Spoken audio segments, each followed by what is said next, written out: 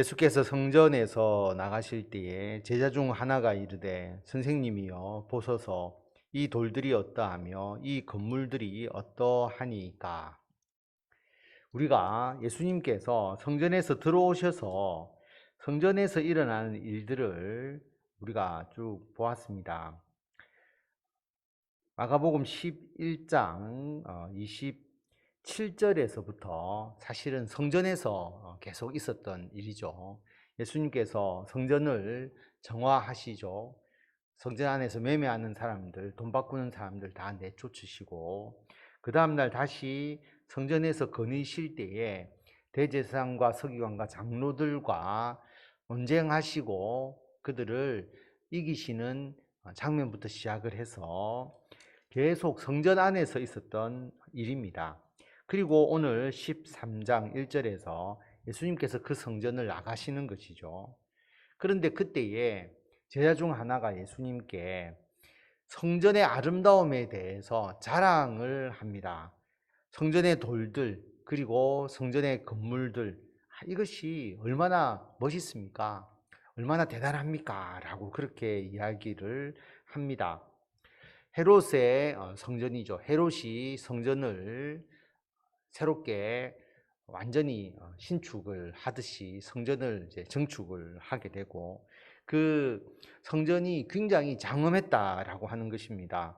그래서 예수님께서 그 성전에서 그 서기관들, 바리새인들, 대제사장의 무리들, 그리고 사두개인들 이런 사람들을 완전히 말씀으로써 그들의 어리석음을 다 일깨워 주셨고, 그리고 성전에서 나가시는데 사실 예수님이 새로운 성전이 되시기 때문에 기존의 성전은 이제 의미가 없게 되는 것임을 분명히 예수님께서 알려주셨음에도 불구하고 예수 그리스도와 새로운 성전에 집중하는 것이 아니고 사라져야 될, 그리고 의미가 없어지는 그 건물에 집착하는 제자의 모습을 볼 수가 있는 것입니다.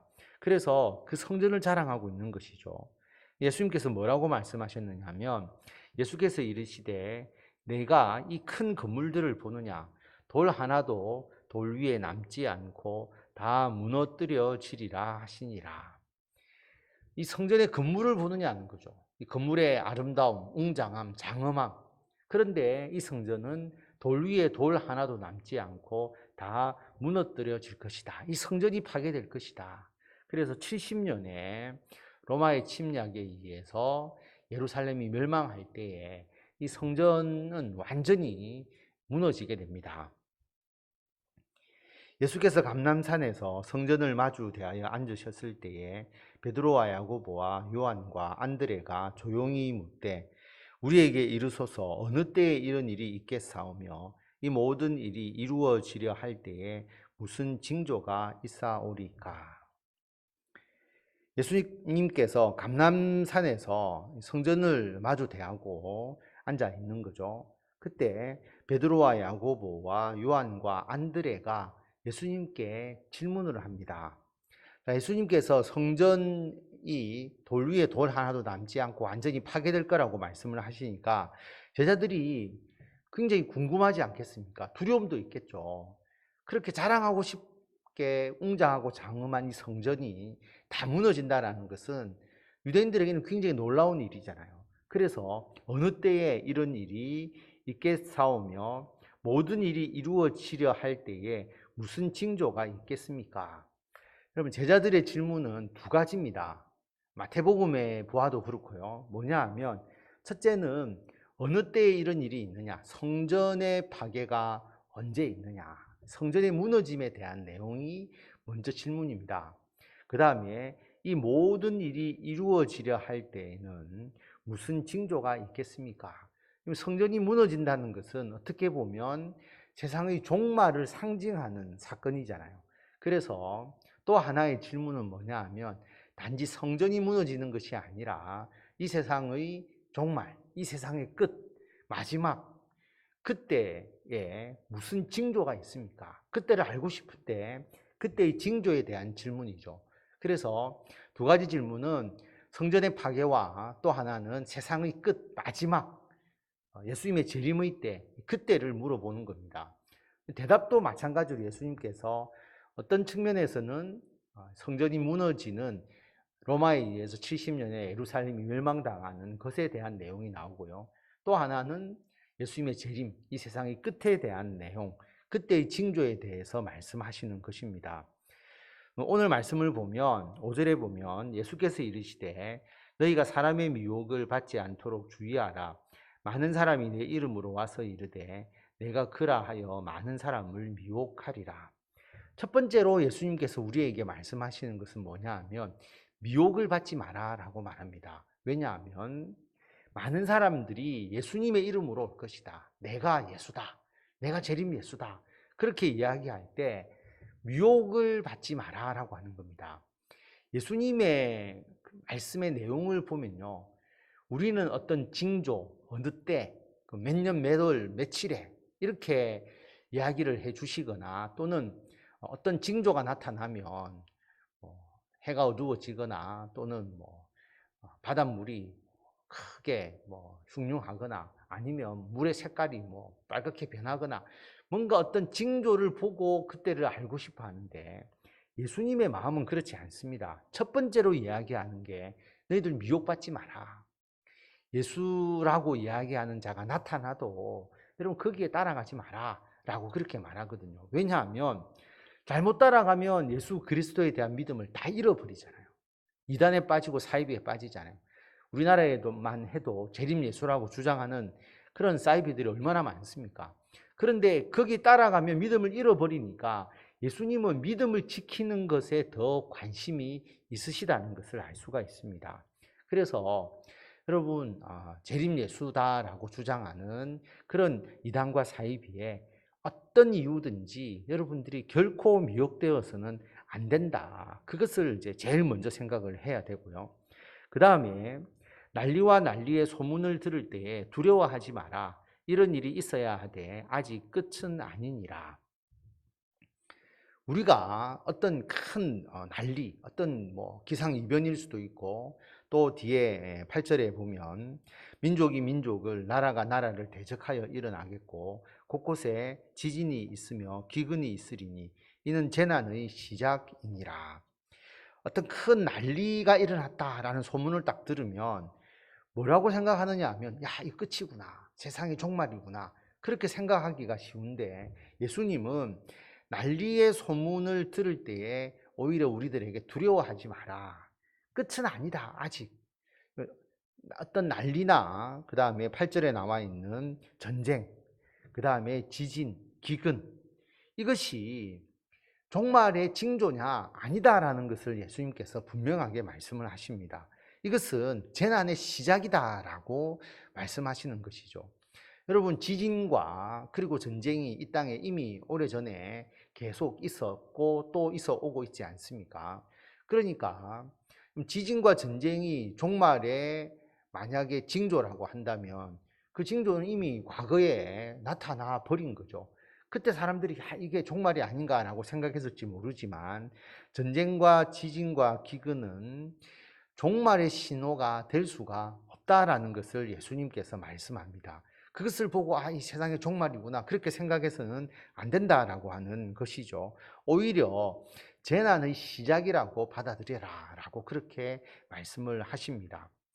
우리들에게 더 어떤 중요한 요소는 뭐냐 하면 9절에 보면 너희는 스스로 조심하라. 사람들이 너희를 공회에 넘겨주겠고 너희를 회당에서 매질하겠으며 나로 말미암아 너희가 권력자들과 임금들 앞에 서리니 이는 그들에게 증거가 되려 함이라. 전쟁과 기근과 지진보다 우리가 더 조심해야 될 게 뭐냐 하면 예수님을 믿는 것 때문에 끌려가는 겁니다. 핍박을 받는 것이죠. 그래서 재판을 받거나 또는 사람들로부터 여러 가지의 인격적이나 또는 경제적이나 또는 정치적이나 사회적인 압력을 받거나 그렇게 했을 때에 우리가 뭐를 해야 되냐면 예수 그리스도를 굳굳하게 증거하고 우리들이 예수 믿는 믿음을 나타내는 것이 더 중요하다는 겁니다. 그래서 그들에게 우리가 예수 그리스도를 증거하는 자가 되어야 되고 우리들의 믿음을 증거하는 모습을 보여주는 것이 더 중요하다라고 말합니다. 그래서 어떤 징조냐, 해가 어떻게 변해야 된다든지 아니면 기근이냐 지진이냐 이걸 가지고 여러분 생각하기보다는 우리들의 믿음을 지키고 우리들의 믿음을 나타내는 것이 마지막 때에 더 중요하다는 것을 예수님께서 말씀하고 있습니다. 그리고 10절에 보면 또 복음이 먼저 만국에 전파되어야 할 것이니라. 사람들이 너희를 끌어다가 넘겨줄 때에 무슨 말을 할까 미리 염려하지 말고 무엇이든지 그때에 너희에게 주시는 그 말을 하라. 말하는 이는 너희가 아니요 성령이시니라. 그리고 복음이 먼저 만국에 전파되어야 된다.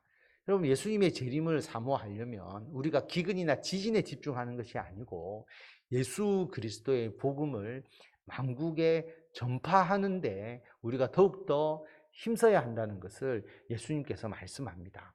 복음을 증거하다가 핍박받을 수 있거든요. 그런데 그 핍박받는 것을 두려워하지 마라라고 그렇게 말합니다. 그럼 우리가 이 핍박을 이겨내고 예수 그리스도를 증거하는 그 힘은 어디에서 오느냐 하면 성령께서 주신다라고 하는 것이죠. 여러분, 우리 역사 이래로 순교자도 있고 예수 그리스도의 복음을 지키다가 핍박을 받고 어려움을 겪으면서도 끝까지 믿음을 지키는 사람들을 우리가 보지 않습니까? 근데 그 사람이 그 의지로 그렇게 하는 게 아니잖아요. 성령께서 함께 하셔서 믿음의 본을 보이게 하시고 믿음을 지켜서 후대에 믿음의 본으로 삼기 위해서 그들을 삼아 주시는 것이거든요. 그래서 우리들도 어떻게 그 핍박을 이겨내지, 어떻게 이 험한 세상에서 우리들의 믿음을 지키지, 여러분 걱정하거나 두려워하지 마시고 성령께서 나와 함께 하심을 믿고, 그리고 우리가 성령의 충만함을 더욱더 받도록 예배드리고 기도하고 주의 말씀 보고 그렇게 나아가면 하나님께서 필요에 따라서 우리들을 어떤 때는 순교자로, 어떤 때는 믿음을 지키는 믿음의 수호자로 우리들을 세워주시는 것입니다. 그렇기 때문에 걱정하지 말고 두려워하지 말고 성령과 함께 믿음의 생활을 하도록 예수님께서 우리에게 말씀을 하십니다. 핍박의 강도가 어느 정도냐 하면 형제가 형제를, 아버지가 자식을 죽는 데 내주며 자식들이 부모를 대적하여 죽게 하리라. 또 너희가 내 이름으로 말미암아 모든 사람에게 미움을 받을 것이나 끝까지 견디는 자는 구원을 받으리라. 가족이 붕괴되고 가족이 서로 고발하고 그리고 배교가 일어나고 이런 상황까지 이르게 될 것이다. 가장 믿는 게 가족인데 가족조차도 신뢰하지 못할 정도로 그런 갈등이 일어나는 구조가 생길 것이다 라고 말합니다. 그래서 예수님의 이름으로 말미암아 모든 사람에게 미움을 받을 것이다 라고 말씀합니다. 모든 사람에게 믿음을 받고 핍박을 받는 그런 상황이라 할지라도 우리가 뭘 해야 되느냐 하면 끝까지 견뎌서 예수 그리스도를 믿는 믿음을 지키라고 하는 것이죠. 끝까지 견뎌야만이 너희들이 구원을 받는다라는 것을 말씀하고 있습니다. 그래서 오늘 예수님의 말씀을 보면 물론 뒤에는 또 다른 내용이 나오지만 예수님이 가장 중요하게 생각하시는 것은 우리는 어떤 때, 몇 년, 몇 월, 며칠 또는 어떤 징조 여기에 관심을 가지지만 예수님은 그게 중요한 것이 아니다. 천재지변이 일어나는 것 그거 보고 끝이라고 생각하지 말고 우리들에게 신앙이 핍박이 가해지고 우리들에게 신앙이 어려움이 있다 할지라도 끝까지 견디면서 믿음을 지키는 것, 그리고 우리들의 믿음을 세상에 드러내는 것, 이것이 중요한 것이다. 그런데 거기에 대해서 두려워하거나 걱정하지 마라. 성령의 충만함을 가지고 있다면 성령께서 그 모든 것을 이기도록 또 예수 그리스도를 증거하는 말을 우리들에게 주신다라는 것을 기억하시고 예수 그리스도를 믿는 믿음을 지키고 복음이 만국에 전파되도록 우리가 더욱더 힘쓰고 성령의 충만한 삶으로서 우리가 이러한 모든 핍박과 환난에도 능히 이겨내고 예수 그리스도의 믿음의 승리를 증거하시는 성도 여러분들이 다 되시기를 바랍니다.